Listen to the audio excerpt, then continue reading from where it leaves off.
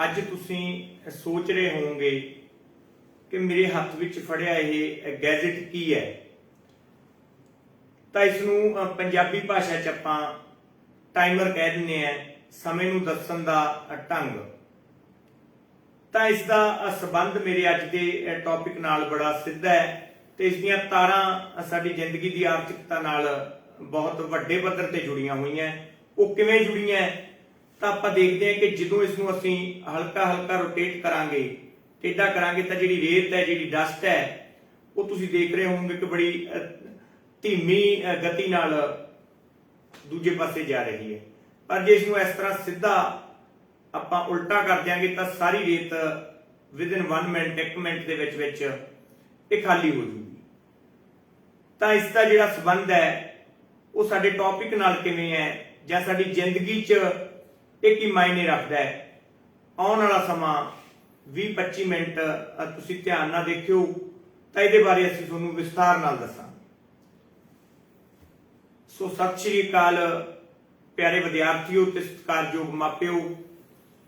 अज दा साडा जिहड़ा टॉपिक है उहदा नाम है जी फाइनैंशियल लिटरेसी। जे पंजाबी भाषा च गल करिए तो आर्थिकता नूं सही योजनाबंद करने का तरीका। अजोके समय च बहुत सारिया अपनियां लोड़ां वध गईयां, बहुत सारिया मंगां वध गईयां, समा बड़ी तेजी नाल लंघ रहा है, पर जिहड़ी आर्थिकता है वो किते ना किते डावाडोल हुंदी जांदी है। वो चाहे खेती वर्ग नूं लैके गल कर लीए, चाहे तुहाडे जीवन बसर दे कोई होर जिहड़े तुसीं किते करदे हो उहदे नाल संबंध दी गल करिए। तो जे असीं फाइनैंशियल लिटरेसी आर्थिकता की योजनाबंद तरीके नूं ध्यान नाल हल करने की कोशिश करिए तो यह कोई बहुत वड्डा जां बहुत ब्रॉड जां बहुत औखा विषय नहीं। तो आउण वाले जिहड़े तुहानूं टॉपिक दस्सांगे उहदे च सानूं लगदा है कि डॉक्टर होम्स अकैडमी अजीता वालों जो नवेकली पहल की गई है कि असीं किस ढंग नाल तुहाडी मदद कर सकते हैं एज ए इंसानियत तौर पर। तो फाइनैंशियल लिटरेसी अज का टॉपिक है। इनू पंजाबी च आपां पैसे नूं योजनाबंद तरीके नाल खर्च करना या वरतना। तो ये जिहड़ा अगला अपना विषय कित्थों शुरू करिए आपां, तो वो ये है कि अपने खर्चे के ढंग की है। तो इनू असीं दो भागां च वंडदे हैं, एक अपनियां लोड़ां ते दूसरियां अपनियां जिहड़ियां वांट्स कह दिंदे हैं जां अपनियां इच्छावां। तो जे इन्हां दोनां नूं आपां जिवें इस टाइमर ने तुहानूं बहुत वधिया सबूत दिता है, जे लोड़ां नूं ते अपनियां इच्छावां नूं आपां बैलेंस करके चलीए तो सानूं लगदा है कि जिहड़ी जिंदगी है ਉਹਦਾ रस है जिहड़ा उस नूं गूढ़ा मिलूगा।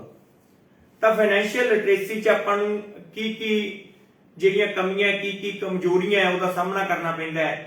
तो जिंदगी च आपां बहुत सारे सिस्टम नाल जुड़े हुंदे आपां नूं कर्ज भी उतारने पैंदे है, कर्ज लैणे पैंदे है, जां जे आपां अगली गल करिए तो बच्चों दी फीसां आ जांदियां, जीवन बसर करने दी चीज़ां आ जांदियां, ते कुछ मजबूरियां जिवें कोविड के समय दौरान हरेक इंसान नूं इस गल का बड़ा चानना होया है कि पैसे की वैल्यू लोगों नूं पता लगी, ते कुदरत प्रति भी किते ना किते जिहड़ा लोक है वो सुहृद होए। तो इहदे च आपां नूं अपणियां मंगां ते लोड़ां दा एक मुलांकन करके चलना पऊगा कि अपणियां मंगां की है, जिहड़ी चीज़ बिना आपां नूं बिल्कुल ही नहीं सर सकदा, रोटी कपड़ा मकान, तो वह अपनियां लोड़ां है उन्होंने किवें ना किवें करके आपां नूं आपदी आर्थिकता चों पैसा कढ के वो पूरीआं करनियां पैणगीआं। पर कुछ अपनियां इच्छावां जिन्हां नूं घट करन नाल जिंदगी छेती बसर हो जाती है, सौखी बसर हो जाती है, ते कुछ इच्छावां जिहड़ियां वो अपने ते इन्ना क भारू पै जांदियां कि अपनी जिहड़ी मेन मंग है, जिहड़ी रोटी कपड़ा मकान की मंग है, उहनूं भी किते ना किते वो खतरे च पा दिंदियां। तो इहनूं करन लई अज असीं एक नवां बीड़ा चक्किआ है कि आपां नूं अपनियां लोड़ां भी सीमित करनियां पैणगीआं ते जिहड़ियां अपनियां मेन बेसिक कंजम्पशन है, जिन्होंने पंजाबी च कह दईए मुख लोड़ां, तो उहदे वल भी ध्यान देना पऊगा। तो इहदे च आपां बैलेंस बनाया कि अपनियां मंगां की है, अपनियां लोड़ां की है। तो किते ना किते पैसे नूं खर्च करन वेले आपां नूं इह सोचना पऊगा कि जिथे भी आपां खर्च कर रहे हैं कि वो पैसा सही ढंग च खर्च हो रहा है, कि वो पैसा सही हत्थां च जा रहा है। तो इहदे बारे सोचना मजबूर करदा अज दे समय च इंसान नूं। तो अपनियां मंगां दी जे आपां गल करिए तो उन्होंने इन्ना आपां नूं सोचना चाहिए कि अज के समय च आपां जिहड़ी इन्वेस्टमेंट करनी है, पैसा जिथे लाउणा है, ਕੀ ਉਹ ਪੈਸਾ ਆਪਣਾ ਸਹੀ ਲੱਗ ਰਿਹਾ ਹੈ। ਤਾਂ ਜੇ ਅਸੀਂ ਫਾਈਨੈਂਸ਼ੀਅਲ ਲਿਟਰੇਸੀ ਦੀ ਗੱਲ ਕਰੀਏ ਤਾਂ ਇਹਦੇ 'ਚ ਆਪਾਂ ਨੂੰ ਪੂਰਨ ਤੌਰ ਤੇ ਇਹ ਗੱਲ ਕਲੀਅਰ ਹੁੰਦੀ ਹੈ ਕਿ ਪੈਸਾ ਜਿੱਥੇ ਲਾ ਰਹੇ ਆ ਉਹ ਕਿਵੇਂ ਵਾਪਸ ਆਉਣਾ। ਤਾਂ ਮੈਂ ਉਹਦੇ ਲਈ ਤੁਹਾਨੂੰ ਇੱਕ ਬੇਸਿਕ ਦੱਸਣ ਲੱਗਿਆ ਕਿ ਅੱਜ ਦੇ ਸਮੇਂ 'ਚ ਜੇ ਤੁਹਾਡੀ ਜਿਹੜੀ ਮਨੀ ਹੈ ਉਹ ਰਿਪਲੇਸ ਹੁੰਦੀ ਹੈ 3 ਸਾਲਾਂ 'ਚ ਰਿਕਵਰ ਹੁੰਦੀ ਹੈ ਤਾਂ ਮੈਂ ਇਹ ਮੰਨਦੇ ਆ ਮੈਂ ਮੰਨਦਾ ਤੇ ਸਾਡਾ ਇੰਸਟੀਟਿਊਸ਼ਨ ਮੰਨਦਾ ਕਿ ਤੁਸੀਂ ਸਹੀ ਦਿਸ਼ਾ ਵੱਲ ਜਾ ਰਹੇ ਹੋ। ਪਰ ਜਿਵੇਂ ਪੁਰਾਣਾ ਸਮਾਂ ਸੀਗਾ, ਪ੍ਰਾਪਰਟੀ ਦੇ ਰੇਟ ਬਹੁਤ ਜ਼ਿਆਦਾ ਹਾਈ ਹੋਏ ਆ। ਜੇ ਮੰਨ ਕੇ ਚੱਲੋ ਕੋਈ ਬੰਦਾ ਕਹਿੰਦਾ ਹੈ ਵੀ ਮੈਂ 20 ਲੱਖ ਰੁਪਏ ਦਾ ਇੱਕ ਪ੍ਰਾਪਰਟੀ 'ਚ ਇਨਵੈਸਟ ਕਰਦਾ ਤਾਂ ਉਹਨੂੰ ਜੇ ਆਪਾਂ ਕੰਟਰੈਕਟ ਬੇਸ ਤੇ ਲਾਈਏ ਜਾਂ ਉਹਦੀ ਆਮਦਨ ਤੇ ਲਾਈਏ ਤਾਂ ਅੱਜ ਦੇ ਸਮੇਂ 20 ਲੱਖ ਲਾ ਕੇ ਉਹ ਪੈਸਾ ਤੁਹਾਡਾ 10 ਸਾਲ 'ਚ ਰਿਕਵਰ ਨਹੀਂ ਹੁੰਦਾ। ਤਾਂ ਇਹ ਕੋਈ ਸੋਹਣੀ ਇਨਵੈਸਟਮੈਂਟ ਦੀ ਸਕੀਮ ਨਹੀਂ ਮੰਨੀ ਜਾਂਦੀ। ਤਾਂ ਇਸ ਢੰਗ ਨਾਲ ਸੋਚੀਏ ਕਿ ਆਪਾਂ ਕਿਸ ਢੰਗ ਨਾਲ ਇਹਨੂੰ ਮਤਲਬ ਲਾਉਣਾ ਹੈ। ਤਾਂ ਇਹ ਤੁਹਾਡੇ ਤੇ ਡਿਪੈਂਡ ਕਰਦਾ। ਇਹਦੇ ਲਈ ਅਸੀਂ ਕੋਈ ਰਾਏ ਦੇਈਏ ਉਹ ਉਹਨਾਂ ਮਾਇਨੇ ਨਹੀਂ ਰੱਖਦੀ। ਤੁਸੀਂ ਆਪਦੇ ਦਿਮਾਗ 'ਚ ਇਹ ਗੱਲ ਜ਼ਰੂਰ ਸੋਚਣੀ ਹੈ ਕਿ ਜਿਹੜੀ ਉਹ ਟਾਈਮਰ ਵਾਲੀ ਗੱਲ ਸੀ ਉਹ ਕਿਤੇ ਨਾ ਕਿਤੇ ਸੱਚ ਸੀ। ਤਾਂ ਇਹ ਤੁਹਾਡੇ ਕੋਲ ਸਾਡੇ ਨਾਲੋਂ ਬੈਸਟ ਆਈਡੀਆ ਹੋ ਸਕਦੇ ਹੈ। ਉਹਦੇ ਕਿਤੇ ਵੀ ਤੁਸੀਂ ਇਨਵੈਸਟਮੈਂਟ ਕਰਨੀ ਹੈ ਉਹ ਤੁਹਾਨੂੰ ਸਾਡੇ ਨਾਲੋਂ ਵੱਧ ਗਿਆਨ ਹੈ। ਤਾਂ ਅੱਗੇ ਅਸੀਂ ਪੜ੍ਹਾਈ ਦੇ ਬੇਸ ਤੇ ਜੇ ਚੱਲੀਏ ਤਾਂ ਹਰੇਕ ਚੀਜ਼ ਨੂੰ ਕਰਨ ਦਾ, ਚਾਹੇ ਉਹ ਸਵੇਰ ਤੋਂ ਲੈ ਕੇ ਸ਼ਾਮ ਤੱਕ ਦਾ ਜਿਹੜਾ ਆਪਣਾ ਜੀਵਨ ਵਰਤਾਨ ਦਾ ਢੰਗ ਹੈ ਉਹਨੂੰ ਲੈ ਕੇ ਚੱਲੀਏ। ਪਲੈਨਿੰਗ, ਆਰਗੇਨਾਈਜ਼ਿੰਗ, ਸਟਾਫਿੰਗ, ਕੰਟਰੋਲਿੰਗ ਤੇ ਰਿਜ਼ਲਟ ਆ ਜਾਂਦਾ ਐਂਡ ਤੇ। ਤਾਂ ਪਲੈਨਿੰਗ, ਹਰੇਕ ਚੀਜ਼ ਦੀ ਪਲੈਨਿੰਗ ਬਹੁਤ ਜ਼ਿਆਦਾ ਜ਼ਰੂਰੀ ਹੈ। ਆਪਾਂ ਪਲੈਨਿੰਗ ਕਿਸ ਢੰਗ 'ਚ ਕਰ ਰਹੇ ਹਾਂ। ਦੂਸਰਾ, ਉਹਨੂੰ ਆਰਗੇਨਾਈਜ਼ ਕਰਨਾ। ਇਸ ਕੰਮ ਨੂੰ ਕਰਨ 'ਚ ਕੌਣ ਕੌਣ ਆਪਣਾ ਯੋਗਦਾਨ ਦੇਊਗਾ। ਯੋਗਦਾਨ ਦੇਣ ਵਾਲੇ ਬੰਦੇ ਸੁਹਿਰਦ ਹੈ। ਯੋਗਦਾਨ ਆਪਾਂ ਨੂੰ ਬਹੁਤ ਵਧੀਆ ਢੰਗ ਨਾਲ ਮਿਲ ਸਕਦਾ ਹੈ, ਨਹੀਂ ਮਿਲ ਸਕਦਾ ਤਾਂ ਕੀ ਐਫਰਟ ਕਰਨੇ ਪੈਣਗੇ। After that we are going to, ਆਪਾਂ ਨੂੰ ਸਟਾਫਿੰਗ ਲਈ ਜਾਣਾ ਪਊਗਾ ਕਿ ਆਪਾਂ ਇਹਦੇ ਲਈ ਕਿਹੜੇ EMPLOYE ਹੈ, ਕਿਹੜੇ ਬੰਦੇ ਹੈ, ਕਿਹੜੇ ਸਾਥੀ ਹੈ ਜਿਹੜੇ ਚਾਹੁੰਦੇ ਆ ਆਪਣੇ ਇਸ ਮਕਸਦ ਨੂੰ ਸਫਲ ਕਰਨ ਲਈ ਆਪਣਾ ਸਹਿਯੋਗ ਕਰਨ। ਜਦੋਂ ਇਹ ਤਿੰਨੇ ਚੀਜ਼ਾਂ ਤੇ ਆਪਾਂ ਆਪਣੀ ਪਕੜ ਬਣਾ ਲਈ ਤਾਂ ਉਸ ਤੋਂ ਬਾਅਦ ਲਾਸਟ ਜਿਹੜਾ ਟੌਪਿਕ ਰਹਿ ਜਾਂਦਾ ਜਾਂ ਲਾਸਟ ਜਿਹੜਾ ਪੁਆਇੰਟ ਰਹਿ ਜਾਂਦਾ ਉਹਨੂੰ ਕੰਟਰੋਲਿੰਗ ਬੋਲਦੇ ਆ। ਕੰਟਰੋਲਿੰਗ ਬਹੁਤ ਸੌਖੀ ਹੋ ਜੂਗੀ ਜੇ ਤੁਹਾਡੇ 3 ਪੁਆਇੰਟਾਂ ਤੇ ਤੁਹਾਡੀ ਪਕੜ ਹੈ। ਜੇ ਤਿੰਨੋਂ ਪੁਆਇੰਟਾਂ 'ਚ ਕੋਈ ਵੀ ਪੁਆਇੰਟ ਤੁਹਾਡਾ ਢਿੱਲਾ ਹੈ ਤਾਂ ਮਾਫ ਕਰਨਾ, ਤੁਸੀਂ ਆਪਦੇ ਜਿਹੜਾ ਤੁਹਾਡਾ ਮਨਸੂਬਾ ਹੈ ਉਹਦੇ 'ਚ ਸਫਲ ਨਹੀਂ ਹੋ ਸਕੋਗੇ। ਸੋ ਕੋਈ ਵੀ ਪੈਸਾ ਕਿਤੇ ਵੀ ਇਨਵੈਸਟ ਕਰਨਾ ਹੈ ਤਾਂ ਇੱਕ ਵਾਰੀ ਇਹ ਜਿਹੜੀ ਥਿਊਰੀ ਹੈ, ਥਿਊਰਮ ਹੈ, ਇਹਦੇ ਤੇ ਜ਼ਰੂਰ ਗੌਰ ਕਰਿਓ। Planning, organisation, staffing, controlling and after that result. ਤਾਂ ਇਸ ਢੰਗ 'ਚ ਸਭ ਤੋਂ ਜ਼ਿਆਦਾ ਜਿਹੜੀ ਜ਼ਰੂਰਤ ਬਣ ਜਾਂਦੀ ਹੈ ਉਹ ਕਿਤੇ ਨਾ ਕਿਤੇ ਜਾ ਕੇ ਸੇਵਿੰਗ ਦੀ ਬਣਦੀ ਹੈ ਜੀ। ਲੋਕ ਉਹ ਕਾਮਯਾਬ ਹੋਏ ਆ ਪੁਰਾਣੇ ਸਮਿਆਂ 'ਚ ਆਪਾਂ ਇਤਿਹਾਸ ਦੇਖੀਏ ਜਿਨ੍ਹਾਂ ਨੇ ਸੇਵਿੰਗ ਕੀਤੀ ਹੈ, ਜਿਨ੍ਹਾਂ ਨੇ ਬਚਤ ਕੀਤੀ ਹੈ। ਤਾਂ ਜਿਵੇਂ ਕੋਵਿਡ ਟਾਈਮ ਆਇਆ ਜਾਂ ਕਰੋਨਾ ਕਾਲ ਦਾ ਸਮਾਂ, ਬਹੁਤ ਵੱਡਾ ਭਿਅੰਕਰ ਸਮਾਂ ਜਿਹੜਾ ਸਾਰੇ ਵਰਲਡ ਤੇ ਜਾਂ ਆਪਣੇ ਦੇਸ਼ ਤੇ ਆਇਆ ਹੈ। ਤਾਂ ਇਸ ਸਮੇਂ ਲੋਕਾਂ ਨੂੰ ਇਸ ਗੱਲ ਦਾ ਪਤਾ ਲੱਗਿਆ ਕਿ ਜਿਨ੍ਹਾਂ ਦੀ ਸੇਵਿੰਗ ਸੀਗੀ ਉਹ ਕਦੇ ਵੀ ਫੇਲ ਨਹੀਂ ਹੋਏ, ਉਹ ਕਾਮਯਾਬ ਹੋ ਗਏ। ਜਿਨ੍ਹਾਂ ਨੇ ਸੇਵਿੰਗ ਨਹੀਂ ਕੀਤੀ ਸੀ ਤਾਂ ਕਿਤੇ ਨਾ ਕਿਤੇ ਜਿਹੜੇ ਉਹਨਾਂ ਦੇ ਚਾਹਣ ਵਾਲੇ ਹੈ ਜਾਂ ਉਹਨਾਂ ਦੇ ਨੀਅਰ ਡੀਅਰ ਹੈ ਉਹਨਾਂ ਨੂੰ ਬਹੁਤ ਵੱਡੀਆਂ ਮੁਸ਼ਕਲਾਂ ਦਾ ਸਾਹਮਣਾ ਕਰਨਾ ਪਿਆ। ਤਾਂ ਸਮੇਂ ਦੀ ਮੰਗ ਹੈ ਕਿ ਸੇਵਿੰਗ ਕਰਨ ਤੋਂ ਬਾਅਦ ਜਿਹੜਾ ਤੁਸੀਂ ਇਸ ਪਾਸੇ ਆ ਸਕਦੇ ਹੋ, ਤੁਸੀਂ ਕੋਈ ਵੀ ਇਨਵੈਸਟਮੈਂਟ ਕਰਨੀ ਹੈ। ਤਾਂ ਅੱਗੇ ਪੁਰਾਣੇ ਸਮੇਂ 'ਚ ਜਿਹੜਾ ਆਪਾਂ ਦੇਖਦੇ ਸੀ ਉਹਦਾ ਸਿੱਧਾ ਆਪਾਂ ਦੇਸੀ ਢੰਗ 'ਚ ਜੇ ਦੇਖੀਏ ਤਾਂ ਆਪਾਂ ਇਹ ਦੇਖ ਲੈਂਦੇ ਸੀ ਕਿ ਕਮਾਈ 'ਚੋਂ ਖਰਚੇ ਮੰਨਫੀ ਕਰਦੇ ਹੋ ਤੇ ਜਿਹੜੇ ਬਚ ਗਏ ਉਹ ਬਚਤ ਹੈ। ਤਾਂ ਪਰ ਅੱਜ ਦਾ ਸਮਾਂ ਜਿਹੜਾ ਸਮਾਂ ਇੰਨੀ ਤੇਜ਼ੀ ਨਾਲ ਚੱਲ ਰਿਹਾ ਹੈ, ਇਹਦੇ 'ਚ ਇਹ ਜਿਹੜੀ ਥਿਊਰੀ ਹੈ ਇਹ ਫੇਲ ਸਾਬਤ ਹੁੰਦੀ ਸਾਨੂੰ ਦਿਸਦੀ ਹੈ। ਤਾਂ ਅੱਜ ਦੇ ਸਮੇਂ ਜਿਹੜੀ ਅਸੀਂ ਥਿਊਰੀ ਬਣਾਈ ਹੈ, ਕਮਾਈ 'ਚੋਂ ਜੇ ਆਪਾਂ ਸੇਵਿੰਗ ਨੂੰ ਮੰਨਫੀ ਕਰੀਏ ਜਾਂ ਬਚਤ ਨੂੰ ਮੰਨਫੀ ਕਰੀਏ, ਮਾਈਨਸ ਕਰੀਏ, ਉਸ ਤੋਂ ਬਾਅਦ ਜੋ ਬਚੂਗਾ ਉਹਨੂੰ ਆਪਣੇ ਖਰਚਿਆਂ ਨਾਲ ਇਨਵੋਲਵ ਕਰੀਏ, ਖਰਚੇ ਉਸ ਢੰਗ ਨਾਲ ਕਰੀਏ ਤਾਂ ਮੈਨੂੰ ਲੱਗਦਾ ਹੈ ਕਿ ਜਿਹੜੀ ਜ਼ਿੰਦਗੀ ਹੈ ਉਹ ਸੌਖੀ ਵਰਤਾਂਤ ਹੋ ਜੂਗੀ। ਉਸ ਤੋਂ ਬਾਅਦ ਅੱਗੇ ਆਪਾਂ ਆਪਣਾ ਨੈਗੇਟਿਵ ਮਾਈਂਡਸੈਟ ਹੈ ਜਿਹੜਾ, ਇਹ ਵੀ ਕਿਤੇ ਨਾ ਕਿਤੇ ਆਪਣੇ ਕੰਮਾਂ 'ਚ ਬਹੁਤ ਵੱਡੀ ਅੜਚਨ ਪੈਦਾ ਕਰਦਾ ਹੈ। ਕੋਈ ਵੀ ਕੰਮ ਆਪਾਂ ਕਰਦੇ ਹਾਂ ਤਾਂ ਨੈਗੇਟਿਵ ਮਾਈਂਡਸੈਟ ਹੈ ਜਿਹੜਾ ਉਹ ਆਪਣੇ ਕੰਮ ਨੂੰ ਸਿਰੇ ਨਹੀਂ ਚੜ੍ਹਨ ਦਿੰਦਾ। ਕਿਵੇਂ ਨਹੀਂ ਚੜ੍ਹਨ ਦਿੰਦਾ?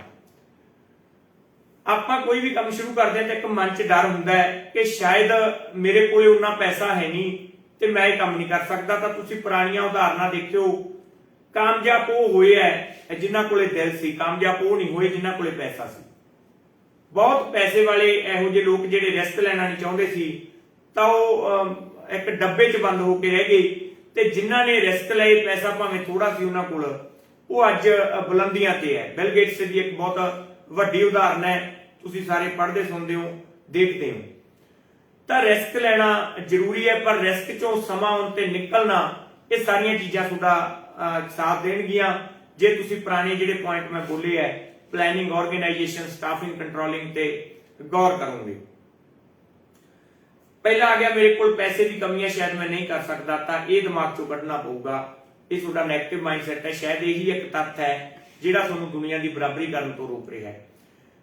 ਦੂਸਰੇ ਸਟੈਪ ਤੇ ਆਪਾਂ ਆਈਏ ਤਾਂ ਕਿਤੇ ਨਾ ਕਿਤੇ ਮਨ 'ਚ ਗੱਲ ਆਉਂਦੀ ਹੈ ਕਿ ਮੇਰੇ ਕੋਲ ਕੋਈ ਵਧੀਆ ਆਈਡੀਆ ਹੈ ਨਹੀਂ, ਮੇਰੇ ਕੋਲ ਕੋਈ ਵਧੀਆ ਵਿਚਾਰ ਹੈ ਨਹੀਂ। ਤਾਂ ਇੱਥੇ ਮੈਂ ਦੱਸਣਾ ਚਾਹੁੰਦਾ ਕਿ ਜਿਹੜੇ ਤੁਹਾਡੇ ਬੱਚੇ ਹੈ, ਤੁਹਾਡੇ ਸ਼ਾਗਿਰਦ ਹੈ, ਸੁੱਥੋਂ ਸਾਡੇ ਕੋਲ ਤੁਸੀਂ ਭੇਜਦੇ ਹੋ, ਸਾਡੇ ਕੋਲ ਪੜ੍ਹਨ ਲਈ ਆਉਂਦੇ ਹੈ, ਤਾਂ ਉਹਨਾਂ ਦੇ ਦਿਮਾਗ 'ਚ ਬਹੁਤ ਇਹੋ ਜਿਹੇ ਆਈਡੀਏ ਹੁੰਦੇ ਆ ਜਿਹੜੇ ਤੁਹਾਨੂੰ ਸਹਿਯੋਗ ਕਰਨਗੇ। ਤਾਂ ਉਹਨਾਂ ਦੀ ਕਿਤੇ ਨਾ ਕਿਤੇ ਰਾਏ ਲੈਣੀ ਮੇਰਾ ਖਿਆਲ ਅੱਜ ਦੇ ਸਮੇਂ 'ਚ ਜ਼ਰੂਰੀ ਹੈ, ਕਿਉਂਕਿ ਬੱਚੇ ਦਿਮਾਗ ਦੇ ਅੱਜ ਕੱਲ੍ਹ ਬੱਚੇ ਨਹੀਂ ਰਹੇ, ਬਹੁਤ ਵੱਡੇ ਲੈਵਲ ਤੇ ਉਹਨਾਂ ਨੇ ਤਰੱਕੀਆਂ ਕੀਤੀਆਂ। ਉਹ ਤੁਹਾਨੂੰ ਦੱਸਣਗੇ ਆਈਡੀਏ, ਤੁਹਾਡੇ ਆਪ ਦੇ ਦਿਮਾਗ 'ਚ ਵੀ ਆਈਡੀਏ ਹੋਣਗੇ, ਉਹ ਵੀ ਦੱਸਣਗੇ। ਅਸੀਂ ਵੀ ਹਰ ਵੇਲੇ ਡਾਕਟਰ ਹੋਮਜ਼ ਅਕੈਡਮੀ ਜੀ ਦਾ ਹਾਜ਼ਰ ਹੈ ਤੁਹਾਡੇ ਇਸ ਮਸਲੇ ਨੂੰ ਹੱਲ ਕਰਾਉਣ ਲਈ। ਤੁਹਾਡੇ ਕੋਲ ਕੋਈ ਆਈਡੀਆ ਹੁੰਦਾ, ਤੁਸੀਂ ਸਾਡੇ ਨਾਲ ਜਦੋਂ ਵੀ ਸੰਪਰਕ ਕਰਨਾ ਚਾਹੋ ਤਾਂ ਅਸੀਂ ਉਹਦਾ ਮੋਸਟ ਵੈਲਕਮ ਕਰਾਂਗੇ। ਤਾਂ ਅਗਲਾ ਜਿਹੜਾ ਲਾਸਟ ਤੀਜਾ ਪੁਆਇੰਟ ਹੈ, ਆਮ ਦੁਨੀਆ ਦਾ ਸਾਰਿਆਂ ਨਾਲੋਂ ਵੱਡਾ ਖਤਰਾ ਹੈ ਜਿਹੜੀ ਗੱਲ ਦਾ, ਕਿ ਮੈਨੂੰ ਡਰ ਹੈ ਸ਼ਾਇਦ ਮੈਂ ਗਲਤ ਨਾ ਹੋ ਜਾ ਜਾਂ ਮੇਰਾ ਪੈਸਾ ਨਾ ਡੁੱਬ ਜੇ। ਤਾਂ ਇਹ ਪੁਆਇੰਟ ਦਿਮਾਗ 'ਚੋਂ ਤੁਹਾਨੂੰ ਮਨਫੀ ਕਰਨਾ ਪਊਗਾ, ਦਿਮਾਗ 'ਚੋਂ ਕੱਢਣਾ ਪਊਗਾ, ਕਿਉਂਕਿ ਰਿਸਕ ਲੈਣ ਤੋਂ ਬਿਨਾ ਕੁਝ ਵੀ ਕਾਮਯਾਬੀ ਨਹੀਂ ਹੁੰਦੀ। ਜੇ ਸ਼ੁਰੂ ਕਰੋਗੇ ਸ਼ਾਇਦ ਪਹਿਲੀ ਵਾਰ, ਦੂਜੀ ਵਾਰ, ਤਾਂ ਪੁਰਾਣੇ ਜਿਵੇਂ ਆਪਣੇ ਬਜ਼ੁਰਗ ਉਦਾਹਰਨ ਦਿੰਦੇ ਹੁੰਦੇ ਸੀ ਕਿ ਜਿਹੜੀ ਮੱਕੜੀ ਹੈ ਉਹ ਏਡਾ ਸੰਤੁਲਨ ਰੱਖਣ ਵਾਲਾ ਜਾਨਵਰ ਹੈ, ਉਹ 10 ਵਾਰੀ ਡਿੱਗਣ ਤੋਂ ਬਾਅਦ 11ਵੀਂ ਵਾਰ ਫਿਰ ਪੌੜੀ ਚੜ੍ਹਨ ਦੀ ਕੋਸ਼ਿਸ਼ ਕਰਦਾ ਹੈ। 11ਵੀਂ, 12ਵੀਂ, 15ਵੀਂ ਵਾਰ ਅਕਸਰ ਉਹ ਸਫਲ ਹੋ ਜਾਂਦਾ ਹੈ। ਤਾਂ ਉਹਦੇ ਤੋਂ ਆਪਾਂ ਨੂੰ ਸਿੱਖਣਾ ਚਾਹੀਦਾ। ਇੱਕ ਵਾਰ ਆਪਣੇ ਨਾਲ ਕੋਈ ਧੋਖਾ ਹੋ ਸਕਦਾ, ਇੱਕ ਵਾਰੀ ਆਪਾਂ ਨੁਕਸਾਨ ਖਾ ਸਕਦੇ ਹਾਂ, ਪਰ ਯਾਦ ਰੱਖਿਓ ਜਿਹੜਾ ਅਗਲਾ ਸ਼ੀਸ਼ਾ ਸਾਹਮਣੇ ਆਊਗਾ ਉਹ ਬਹੁਤ ਸੋਹਣੀ ਤਸਵੀਰ ਦਿਖਾਊਗਾ ਤੁਹਾਨੂੰ। ਤਾਂ ਇਹ ਚੀਜ਼ਾਂ ਦੀ ਆਪਾਂ ਨੂੰ ਗੌਰ ਕਰਨੀ ਪਊਗੀ। ਆਪਾਂ ਸਹੀ ਹੈ, ਆਪਾਂ ਗਲਤ ਹੈ, ਇਹ ਕੁਦਰਤ ਤੇ ਵੀ ਆਪਾਂ ਨੂੰ ਕੁਛ ਨਾ ਕੁਛ ਛੱਡ ਦੇਣਾ ਚਾਹੀਦਾ, ਕਿਉਂਕਿ ਜੇ ਤੁਸੀਂ ਆਪਣੀ ਮਦਦ ਆਪ ਕਰੋਗੇ ਤਾਂ ਜਿਹੜਾ ਖੁਦਾ ਹੈ, ਜਿਹੜਾ ਵਾਹਿਗੁਰੂ ਬੈਠਾ ਹੈ, ਉਹ ਤੁਹਾਡੇ ਅੰਗ ਸੰਗ ਰਹੂਗਾ, ਤੁਹਾਡੇ ਨਾਲ ਉਹ ਮਦਦ ਕਰੂਗਾ। ਤਾਂ ਅਗਲੇ ਜਿਹੜੇ 3 ਪੁਆਇੰਟ ਜੁੜਦੇ ਆ, ਉਹ ਪਹਿਲਾ ਪੁਆਇੰਟ ਆਪਣਾ ਉਹੀ ਹੈ ਪਲਾਨ ਦਾ। ਪਲੈਨਿੰਗ ਤੋਂ ਬਾਅਦ ਆਪਾਂ ਇਨਵੈਸਟ ਕਰਨਾ, ਇਨਵੈਸਟ ਤੋਂ ਜਿਹੜੀ ਬਚਤ ਹੋਈ ਉਹਨੂੰ ਸੇਵਿੰਗ ਕਰਨਾ। ਤੈਨੂੰ ਆਪਾਂ 3 ਸਾਈਡ ਜਿਹੜੀ ਟਰੀ ਬਣਾ ਕੇ ਦੇਖੀਏ, ਪਲੈਨਿੰਗ, ਸੇਵਿੰਗ ਤੇ ਇਨਵੈਸਟਿੰਗ। ਉਸ ਤੋਂ ਬਾਅਦ ਪਲਾਨ ਬਾਰੇ ਆਪਾਂ ਬੜੇ ਬਰੀਫ 'ਚ ਪਹਿਲਾਂ ਵੀ ਪੜ੍ਹ ਲਿਆ, ਥੋੜਾ ਬਹੁਤ ਮੈਂ ਹੋਰ ਵੀ ਤੁਹਾਨੂੰ ਦੱਸ ਦਿੰਦਾ ਕਿ ਜਿਹੜਾ ਪਲਾਨ ਹੈ, ਆਪਾਂ ਕਿਸੇ ਵੀ ਕੰਮ ਦੀ ਯੋਜਨਾ ਬਣਾਉਣੀ। ਪਲਾਨ ਆਪਣਾ ਆਮ ਹੀ ਆਪਾਂ ਜ਼ਿੰਦਗੀ 'ਚ ਜੇ ਮੇਰਾ ਖਿਆਲ ਹਰ ਰੋਜ਼ ਆਪਾਂ ਕੋਈ ਕੰਮਕਾਰ ਕਰਦੇ ਹਾਂ ਤਾਂ ਘੱਟ ਤੋਂ ਘੱਟ 100 ਵਾਰ ਦਿਨ 'ਚ ਇੱਕ ਵਰਡ ਯੂਜ਼ ਕਰਦੇ ਹਾਂ ਕਿ ਪਲਾਨ ਕਰ ਲਿਆ, ਫਲਾਣੇ ਦਾ ਇਹ ਪਲਾਨ ਸੀਗਾ ਜਾਂ ਫਲਾਣਾ ਇਹ ਕਰਨਾ ਚਾਹੁੰਦਾ ਸੀਗਾ। ਤਾਂ ਪਲਾਨ ਦਾ ਮਤਲਬ ਹੈ ਕਿਸੇ ਵੀ ਕੰਮ ਦੀ ਯੋਜਨਾ ਬਣਾਉਣੀ ਬਹੁਤ ਜ਼ਿਆਦਾ ਜ਼ਰੂਰੀ ਹੈ। ਪਲੈਨਿੰਗ ਤੋਂ ਬਿਨਾਂ ਕੁਝ ਵੀ ਸਫਲ ਹੋਣਾ ਮੇਰਾ ਖਿਆਲ ਨਹੀਂ, ਕਾਮਯਾਬ ਨਹੀਂ ਹੁੰਦਾ। ਸੋ ਪਲਾਨ ਕਰਨਾ ਕਿ ਆਪਾਂ ਕੀ ਕਰਨ ਜਾ ਰਹੇ ਹਾਂ, ਜੋ ਕਰਨ ਜਾ ਰਹੇ ਹਾਂ ਉਹ ਸਹੀ ਹੈ, ਜੋ ਕਰਨ ਜਾ ਰਹੇ ਹਾਂ ਉਹਦੇ ਲਈ ਆਪਾਂ ਸਾਧਨ ਜੁਟਾ ਸਕਦੇ ਹਾਂ। ਤਾਂ ਪਲੈਨਿੰਗ ਤੋਂ ਬਾਅਦ ਸੈਟਿੰਗ ਅਪ ਦਾ ਫੈਮਿਲੀ ਗੋਲਸ। ਕਈ ਵਾਰੀ ਲੋਕ ਜਿਹੜੇ ਧੋਖਾ ਖਾਂਦੇ ਆ, ਤਾਂ ਮੇਰੇ ਆਪਦੇ ਪਰਸਨਲ ਤਜਰਬੇ 'ਚ ਮੈਂ ਇੱਕ ਗੱਲ ਕਹਿਣ ਲੱਗਿਆ ਕਿ ਆਪਾਂ ਇਹ ਸੋਚ ਲੈਣਾ ਕਿ ਜਿਹੜੇ ਮੇਰੇ ਫੈਮਿਲੀ 'ਚ 8 ਮੈਂਬਰ ਬੈਠੇ ਆ ਜਾਂ 5 ਮੈਂਬਰ ਬੈਠੇ ਆ, ਸ਼ਾਇਦ ਮੇਰਾ ਉਹਨਾਂ ਤੋਂ ਗਿਆਨ ਲੈਣਾ ਮੁਨਾਸਿਬ ਨਹੀਂ। ਤਾਂ ਇੱਥੇ ਆਪਾਂ ਬਹੁਤ ਵੱਡੀ ਗਲਤੀ ਕਰਦੇ ਆ। ਫੈਮਿਲੀ ਨੇ ਬਹੁਤ ਵੱਡੇ ਜਿਹੜੇ ਆਪਣੇ ਬਜ਼ੁਰਗ ਹੈ ਉਹਨਾਂ ਨੇ ਇਹ ਹੰਢਾਇਆ ਹੁੰਦਾ ਹੈ, ਉਹਨਾਂ ਦੀ ਇੱਕ ਦਿੱਤੀ ਰਾਏ ਤੁਹਾਡੀ ਜ਼ਿੰਦਗੀ ਦਾ ਜਿਹੜਾ ਸਫ਼ਰ ਹੈ ਉਹਨੂੰ ਸੁਹਾਵਣਾ ਕਰ ਦਿੰਦੀ ਹੈ। ਸੋ ਫੈਮਿਲੀ ਨਾਲ ਬਹਿ ਕੇ ਰਾਏ ਕਰਨੀ ਬਹੁਤ ਜ਼ਰੂਰੀ ਹੈ। ਤੁਸੀਂ ਫੈਮਿਲੀ ਕੋਲੇ ਆਪਦੇ ਆਈਡੀਆ ਰੱਖੋ, ਅਗਰੈਸਿਵ ਹੋਣ ਤੋਂ ਬਿਨਾ ਉਹਨਾਂ ਦੇ ਜਿਹੜੀ ਸੋਚ ਹੈ ਉਹਨੂੰ ਅਪਣਾਉਣ ਦੀ ਜ਼ਰੂਰ ਕੋਸ਼ਿਸ਼ ਕਰਿਓ। ਉਸ ਤੋਂ ਬਾਅਦ ਫੈਮਿਲੀ ਦੀ ਜਦੋਂ ਤੁਹਾਡੀ ਸੈਟਅਪ ਗੋਲਸ ਦੀ ਹੋ ਜਾਂਦੀ ਹੈ ਤਾਂ ਇੱਕ ਸਮਾਂ ਕੱਢਣਾ ਬਹੁਤ ਜ਼ਰੂਰੀ ਹੈ। ਅੱਜ ਦੇ ਸਮੇਂ ਜਿਵੇਂ ਆਪਾਂ ਸਟਾਰਟਿੰਗ ਪੁਆਇੰਟ ਸੀ ਜਿਹੜਾ ਆਪਣਾ ਕਿ ਟਾਈਮਰ ਹੈ ਜਿਹੜਾ ਜ਼ਿੰਦਗੀ ਨਾਲ ਕਿਵੇਂ ਜੁੜਿਆ, ਤਾਂ ਤੁਸੀਂ ਇਸ ਜਿਹੜੀ ਵੀਡੀਓ ਹੈ ਇਹਨੂੰ ਰਿਵਰਸ ਕਰਕੇ ਦੇਖਿਓ। ਹਰੇਕ ਗੱਲ ਦੀ ਤਾਰ ਉਸ ਟਾਈਮਰ ਨਾਲ ਜੁੜਦੀ ਹੈ। ਤਾਂ ਸਮਾਂ ਜੇ ਤੁਸੀਂ ਸਿੱਧਾ ਖਰਚ ਕਰੋਗੇ ਤਾਂ ਉਹ ਸਮੇਂ ਨੇ ਜਲਦੀ ਜਲਦੀ ਲੰਘ ਜਾਣਾ ਹੈ ਤੇ ਤੁਹਾਡੇ ਹੱਥ ਪੱਲੇ ਹੈ ਜਿਹੜਾ ਉਹ ਕੁਝ ਨਹੀਂ ਆਉਣਾ। ਜੇ ਸਮੇਂ ਨੂੰ ਇੱਕ ਮੈਨੇਜ ਕਰਕੇ ਕਰੋਗੇ ਕਿ ਸਮੇਂ ਨੂੰ ਮੈਂ ਇਸ ਢੰਗ ਨਾਲ ਚੱਲਣਾ ਹੈ, ਇਨਵੈਸਟ ਇਸ ਢੰਗ ਨਾਲ ਕਰਨਾ ਹੈ, ਆਹ ਸਮਾਂ ਮੈਂ ਕੱਢਣਾ ਆਪਣੇ ਬੱਚਿਆਂ ਲਈ ਕੱਢਣਾ ਹੈ, ਆਹ ਸਮਾਂ ਮੈਂ ਆਪਦੇ ਬਿਜ਼ਨਸ ਲਈ ਕੱਢਣਾ ਹੈ, ਆਹ ਸਮਾਂ ਮੈਂ ਆਪਦੇ ਜਿਹੜੇ ਇਮੋਸ਼ਨਲ ਆਪਣੇ ਨਾਲ ਤੱਥ ਜੁੜੇ ਹੁੰਦੇ ਆ, ਮਾਤਾ ਪਿਤਾ ਦੇ, ਭੈਣ ਭਰਾ ਦੇ, ਜੀਵਨ ਸਾਥੀ ਦੇ, ਉਹਦੇ ਲਈ ਕੱਢਣਾ, ਤਾਂ ਇਹ ਬਹੁਤ ਜ਼ਿੰਦਗੀ ਹੈ ਜਿਹੜੀ ਉਹ ਸੋਹਣਾ ਸਫ਼ਰ ਬਣ ਕੇ ਨਿਕਲੂਗੀ। ਸਮੇਂ ਤੋਂ ਬਾਅਦ ਲਾਸਟ ਪੁਆਇੰਟ ਹੈ ਜਿਹੜਾ ਆਪਣਾ ਉਹ ਸੇਵਿੰਗ ਦਾ ਆ ਗਿਆ। ਸੇਵਿੰਗ ਕਿਵੇਂ ਕਰਨੀ ਹੈ? ਤਾਂ ਮੈਂ ਵਿੱਚ ਇੱਕ ਮਿਡ ਵੀਡੀਓ 'ਚ ਬੋਲਿਆ ਸੀਗਾ ਕਿ ਜਿਹੜਾ ਸਮਾਂ ਹੈਗਾ ਉਹਨੂੰ ਆਪਾਂ ਇਸ ਤਰ੍ਹਾਂ ਰੱਖੀਏ, ਜਿਹੜੀ ਸੇਵਿੰਗ ਹੈ ਉਹਨੂੰ ਆਪਾਂ ਇਸ ਤਰ੍ਹਾਂ ਰੱਖੀਏ ਕਿ ਖਰਚਿਆਂ 'ਚੋਂ ਸੇਵਿੰਗ ਮਾਈਨਸ ਨਾ ਕਰੋ, ਕਦੇ ਵੀ ਤੁਸੀਂ ਕਾਮਯਾਬ ਨਹੀਂ ਹੋਵੋਗੇ। ਕਮਾਈ 'ਚੋਂ ਸੇਵਿੰਗ ਨੂੰ ਮੰਨਫੀ ਕਰੋ, ਜਿਹੜਾ ਬਚਿਆ ਉਹਦੇ ਨਾਲ ਜ਼ਿੰਦਗੀ ਜਿਉਣੀ ਸਿੱਖੋ।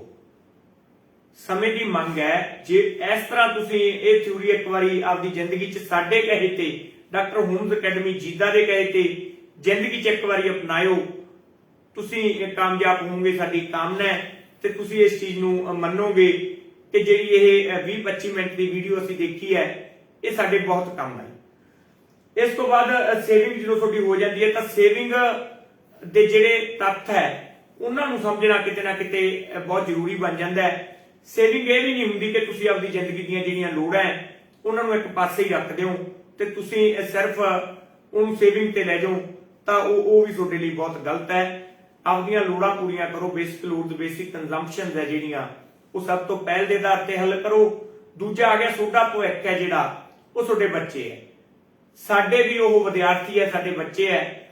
ਉਹਨਾਂ ਨੂੰ ਜੋ ਤੁਸੀਂ ਉਹਨਾਂ ਤੇ ਖਰਚਾ ਕਰ ਰਹੇ ਹੋ, ਉਹਨਾਂ ਲਈ ਟਾਈਮ ਕੱਢ ਲੈ ਰਹੇ ਹੋ, ਤਾਂ ਉਹ ਤੁਹਾਡਾ ਇੱਕ ਬਹੁਤ ਵੱਡਾ ਜਿਹੜਾ ਐਸੈਟ ਬਣੇ ਹੋਏ ਹੈ। ਸੋ ਉਹ ਐਸੈਟ ਦਾ ਤੁਸੀਂ ਖਿਆਲ ਰੱਖੋ। ਤੀਜਾ, ਉਸ ਤੋਂ ਬਾਅਦ ਜਿਹੜਾ ਆਪਣਾ ਬਚਣਾ ਹੈ ਉਹ ਸੇਵਿੰਗ ਮੰਨੋ। ਉਹ ਸੇਵਿੰਗ ਘੱਟ ਹੋ ਸਕਦੀ ਹੈ ਪਰ ਉਹ ਸੇਵਿੰਗ ਤੁਹਾਡੇ ਸਹੀ ਅਰਥ 'ਚ ਜਾਊਗੀ, ਸਹੀ ਅਰਥ 'ਚ ਲੱਗੂਗੀ। ਤਾਂ ਉਸ ਤੋਂ ਬਾਅਦ ਜੇ ਆਪਾਂ ਚੰਗੀਆਂ ਗੱਲਾਂ ਵੱਲ ਆਈਏ ਤਾਂ ਕਿਹੜੀਆਂ ਗੱਲਾਂ ਆਪਣੀ ਮਦਦ ਕਰ ਸਕਦੀਆਂ, ਉਹ ਥੋੜੀਆਂ ਬਹੁਤ ਹੀ ਹੈ, ਕੋਈ ਜ਼ਿਆਦਾ ਅਸੀਂ ਇਹਦੇ 'ਚ ਵੀਡੀਓ ਨੂੰ ਲੰਮੀ ਨਹੀਂ ਕਰਨਾ ਚਾਹੁੰਦੇ ਕਿਉਂਕਿ ਤੁਹਾਡਾ ਇੰਟਰਸਟ ਨਾ ਟੁੱਟੇ। ਅੱਜ ਕੱਲ ਜੋ ਚੱਲ ਰਿਹਾ ਹੈ, ਦਾਨ ਦਿੱਤੀ ਜ਼ਿੰਦਗੀ ਤੇ ਜਿਉਣ ਨਾਲੋਂ ਦਾਨ ਕਰਨ ਦੇ ਤੁਸੀਂ ਹੱਕਦਾਰ ਬਣੋ। ਤੁਸੀਂ ਦਾਨ ਕਰਨ ਵਾਲੇ ਦਾਨੀ ਬਣੋ, ਦਾਨ ਲੈਣ ਵਾਲੇ ਨਾ ਬਣੋ। ਇਸ ਗੱਲ ਨੂੰ ਇਸ ਤੱਥ 'ਚ ਰੱਖ ਕੇ ਤੁਰਿਓ, ਜ਼ਿੰਦਗੀ ਬਹੁਤ ਤੁਹਾਨੂੰ ਹਸੀਨ ਲੱਗੂਗੀ। ਅਗਲਾ ਜਿਹੜਾ ਹੈਗਾ, ਕਿਸੇ ਵੀ ਪੱਧਰ ਤੇ ਆਪਦਾ ਰਿਕਾਰਡ ਨਾ ਖਤਮ ਹੋਣ ਦਿਓ ਜਾਂ ਆਪਦੇ ਰਿਕਾਰਡ ਨੂੰ ਕਿਤੇ ਵੀ ਠੇਸ ਨਾ ਲੱਗਣ ਦਿਓ। ਅੱਜ ਕੱਲ ਸਾਰਾ ਸਿਸਟਮ ਹੈ ਜਿਹੜਾ, ਚਾਹੇ ਉਹ ਬੈਂਕਿੰਗ ਲਾਈਨ ਦਾ ਲਾ ਲਓ, ਚਾਹੇ ਆਮ ਆਪਣੇ ਲੋਕਾਂ ਨਾਲ ਜੁੜਿਆ ਲਾ ਲਓ, ਤਾਂ ਉਹਨੂੰ ਤੁਸੀਂ ਇਹ ਦੇਖੋ ਕਿ ਹਰੇਕ ਚੀਜ਼ ਤੁਹਾਡੇ ਆਧਾਰ ਕਾਰਡ ਨਾਲ, ਤੁਹਾਡੀ ਸਿਬਲ ਨਾਲ ਜੁੜੀ ਹੋਈ ਹੈ। ਜੇ ਸਿਬਲ ਖਰਾਬ ਕਰ ਲਈ ਤਾਂ ਤੁਹਾਡੇ ਆਉਣ ਵਾਲੀ ਜਿਹੜੀ ਪੀੜ੍ਹੀ ਹੈ, ਜਿਹੜੇ ਬੱਚੇ ਹੈ, ਉਹਨਾਂ ਦਾ ਵੀ ਇਹ ਤੇ ਬਹੁਤ ਬੁਰਾ ਅਸਰ ਪੈਣਾ ਹੈ। ਤੁਹਾਡਾ ਕੋਈ ਵੀ ਕਿਤੋਂ ਪੈਸਾ ਲਿਆ, ਕੋਈ ਲੋਨ ਹੈ, ਕੁਝ ਵੀ ਤੁਹਾਡਾ ਬੈਂਕਿੰਗ ਸੈਕਟਰ ਨਾਲ ਜੁੜਿਆ ਹੋਇਆ ਹੈ, ਤਾਂ ਸਮਾਂ ਰਹਿੰਦੇ ਉਹਦੀ ਪੂਰਤੀ ਕਰੋ। ਜੇ ਸਮਾਂ ਰਹਿੰਦੇ ਤੁਸੀਂ ਉਹਦੀ ਪੂਰਤੀ ਕਰੋਗੇ ਤਾਂ ਆਉਣ ਵਾਲੇ ਸਮੇਂ 'ਚ ਤੁਹਾਡੀ ਸਿਬਲ ਖਰਾਬ ਨਹੀਂ ਹੋਊਗੀ ਤੇ ਤੁਹਾਡਾ ਜਿਹੜਾ ਰਿਕਾਰਡ ਹੈ ਉਹ ਬਹੁਤ ਸੋਹਣਾ ਚੱਲੂਗਾ। ਸੋ ਇਹ ਸਾਰੀਆਂ ਗੱਲਾਂ ਅੱਜ ਜੋ ਤੁਹਾਨੂੰ ਦੱਸੀਆਂ, ਇਹਦਾ ਮੰਤਵ ਸਾਡਾ ਸਿਰਫ ਤੇ ਸਿਰਫ ਇਹੀ ਸੀ ਕਿ ਅਸੀਂ ਸਾਡੇ ਵਿਦਿਆਰਥੀਆਂ ਦੇ ਮਾਪਿਆਂ ਦੀ ਕੀ ਮਦਦ ਕਰ ਸਕਦੇ ਹਾਂ। ਸੋ ਅਸੀਂ ਇੱਕ ਛੋਟੀ ਜਿਹੀ ਪਹਿਲ ਕੀਤੀ ਹੈ। ਇਹ ਪਹਿਲ ਅਸੀਂ ਇੱਥੇ ਹੀ ਬੰਦ ਨਹੀਂ ਕਰਾਂਗੇ, ਇਹਨੂੰ ਅਸੀਂ ਅੱਗੇ ਵੀ ਵਧਾਵਾਂਗੇ। ਅੱਗੇ ਆਉਣ ਵਾਲੇ ਸਮੇਂ 'ਚ ਇਸ ਤੋਂ ਵੀ ਵਧੀਆ ਜੋ ਅਸੀਂ ਕਰਨਾ ਚਾਹੀਏ ਉਹ ਅਸੀਂ ਕਰਾਂਗੇ ਤੇ ਤੁਹਾਡੇ ਲਈ ਹਮੇਸ਼ਾ ਲਈ ਹਾਜ਼ਰ ਹੈ ਡਾਕਟਰ ਹੋਮਜ਼ ਅਕੈਡਮੀ ਜੀਦਾ। ਤੁਸੀਂ ਇਸ ਨੂੰ ਇੱਕ ਇੰਸਟੀਚਿਊਸ਼ਨ ਨਾ ਮੰਨੋ, ਤੁਸੀਂ ਇਸ ਨੂੰ ਇਹ ਮੰਨੋ ਕਿ ਸਾਡੇ ਬੱਚਿਆਂ ਦਾ ਭਵਿੱਖ ਤਿਆਰ ਕਰਨ ਵਾਲੀ ਜਿਹੜੀ ਇਮਾਰਤ ਹੈ ਉਹ ਸਾਡੇ ਲਈ ਹਰ ਸਮੇਂ ਹਾਜ਼ਰ ਹੈ। ਸੋ ਲਾਸਟ ਤੇ ਇੱਕ ਸ਼ੇਅਰ ਇਸ ਟੌਪਿਕ ਨਾਲ ਬੜਾ ਸੋਹਣਾ ਜੁੜਦਾ ਹੈ ਕਿ ਵਕਤ ਜਦੋਂ ਬਦਲਦਾ ਹੈ ਉਹ ਬਾਜ਼ੀਆਂ ਨਹੀਂ ਜ਼ਿੰਦਗੀਆਂ ਪਲਟ ਦਿੰਦਾ ਹੈ। ਵਕਤ ਜਦੋਂ ਬਦਲਦਾ ਹੈ ਬਾਜ਼ੀਆਂ ਨਹੀਂ ਜ਼ਿੰਦਗੀਆਂ ਪਲਟ ਦਿੰਦਾ ਹੈ। ਮਿਹਰਬਾਨੀ ਜੀ।